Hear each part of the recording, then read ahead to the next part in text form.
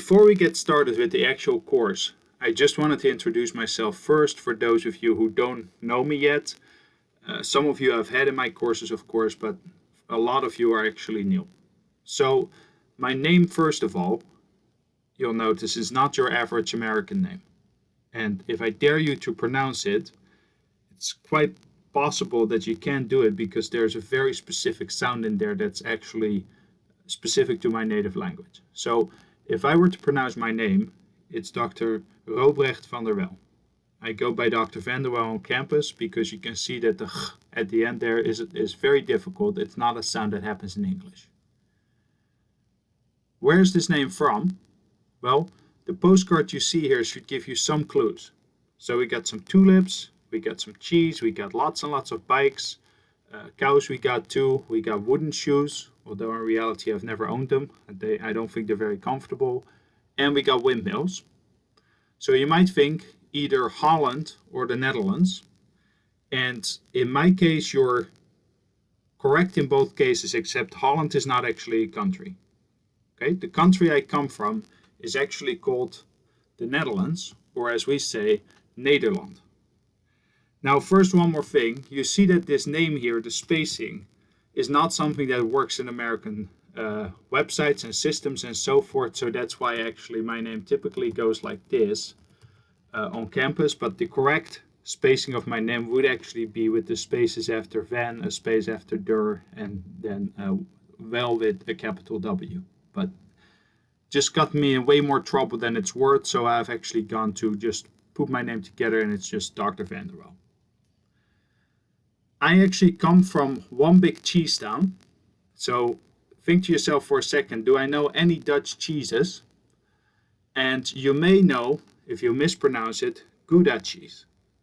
Well, Gouda, or as we say, Gouda, is actually my hometown. It's not just a place where cheese comes from, it's an actual town, has about 100,000 people living in it, has a nice market square where you see they still sometimes have traditional fests to kind of celebrate the cheeses and stuff. This is all for tourists, to be honest. The reality of it is that it's a nice town, lots of bars, nice cafes outside, nice canals, very Dutch. And it's actually located in the province Zuid-Holland, or South Holland, which is in Nederland. The reason why calling the Nederland or the Netherlands Holland is incorrect is because actually only a part of the Netherlands is Holland. We have North Holland and South Holland, but there are 11 other provinces that are not actually part of Holland. For me, it doesn't matter because I'm from both. People who are not from Holland, they sometimes get a little frustrated because they feel like, they don't really count. And, reality is most of the main cities are actually located in Holland, but it's just something that people kind of get frustrated about if they're not from Holland. One example city like that is actually where I went for my undergraduate, which is the city of Maastricht. That's in the province of Limburg in the very south, and it's not part of Holland. And in fact, when people hear you speak Dutch there with just regular Dutch, not really much of an accent, they almost don't like it because they have their own local dialect that's called Limburgs. And if you don't speak it, you're not going to be quite treated as nicely. So Maastricht otherwise is a really, really nice city, beautiful, close to the Belgian border, close to the German border. If you ever make it over there, once we can travel again, absolutely worth the visit. So how did I get to Rutgers? Well, during my undergraduate time in Maastricht, they had an exchange program with Penn State University. So I went there for an exchange and then that got way out of hand and I ended up doing research with David Rosenbaum there, who was at Penn State, and I ended up coming back there and did my PhD there as well. So I spent several years in central Pennsylvania. Then I moved on, by coincidence, back to the Netherlands, because actually I went on the plane for an interview and flew to Leipzig, Germany, because these two people, Nathalie Zeebans and Günther Knoblich, were going to accept a position in Leipzig. They had funding, I was going to work with them. And the first thing that happened when I got off the plane was that Nathalie told me, well, actually, we have decided that, we have an offer from the Netherlands as well, and we're actually going to move to Nijmegen, the Netherlands. Is that okay with you? I said, well, I guess I know where I'm going. I know my mom will be happy.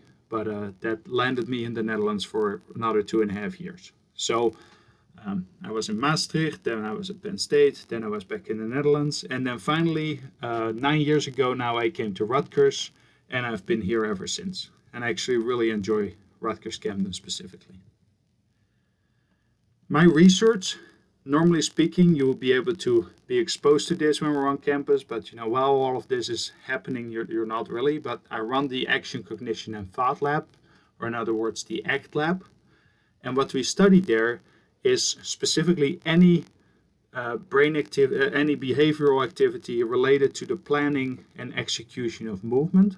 And actions could be anything from like filling a cup of coffee to coordinating our actions with other people, which is called joint action.